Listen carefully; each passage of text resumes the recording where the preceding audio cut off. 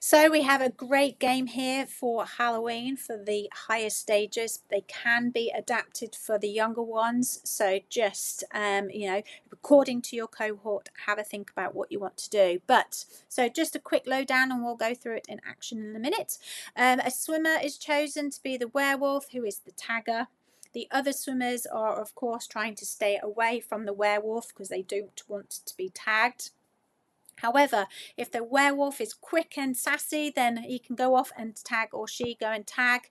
And if they do get tagged, they then have to go to the teacher, who's going to be holding a bucket of skill cards. And those skill cards can be, you've printed them off and laminated them. So some of the skills are a treat of something fun that you know that the swimmers love to do, or you're going to have some tricks which are slightly more challenging. Maybe the swimmers aren't quite sure about them. Maybe during lessons they'll be like doing those, but it's something that they still need to do, of course, but it's not really as enjoyable, so it's more a trick. There is a movement dice there that they throw, and you could always just have a small dice if you want to, but the big movement cubes are really great, and you can print off and laminate, or you can get the dice of where you can draw on the amount they need to do. Or if you don't have a dice, then maybe you can have bath phone numbers that they have to pick out to see what number that they are needing to do. They may not need to have to throw the dice. It depends on what skill cards that they have picked out. Once they have completed that skill, they then can return to the game. If they are doing the skill, then they can't be tagged again, so the werewolf can't come and try and get them again, basically. If they get tagged 3 times, on that 3rd time, they then have to come and hold the bucket for the people that are the swimmers that have been tagged, come to them to pick out. So they're still part of the game, and rather than just sitting out and watching, they can still add in. And if there are more of them, then they can take it in turns of who holds the bucket. Some different variations that you can add is that the skill cards can be relative to the skills that you're working on, and it might be those that are a little bit more challenging are, the ones that they're needing to have a little bit of a practice on, or what have you. But it's a really fun way of doing almost like an assessment. So if you've got assessments coming up, this is actually quite a really good game to do, to be able to be a little bit sort of varied in how you do it, rather than just saying to them you're going to be doing X, Y, and Z, and adding gamification to it. And some of the treat skill cards can be like a free pass, for instance, of where they can go back straight into the game.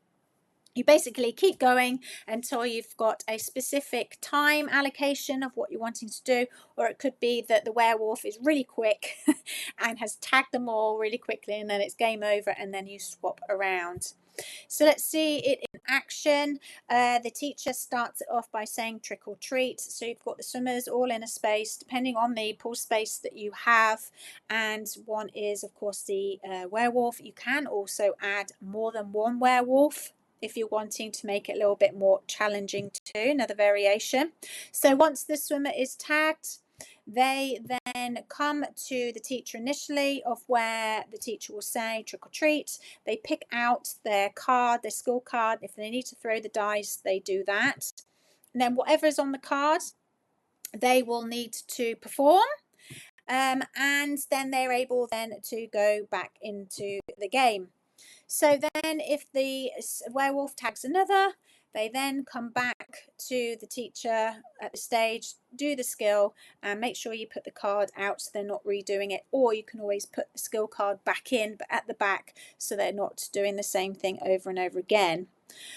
And then once they've been tagged more than 3, so on their 3rd time, then that swimmer will come and hold the bucket, and the werewolf is still going off and doing its bit.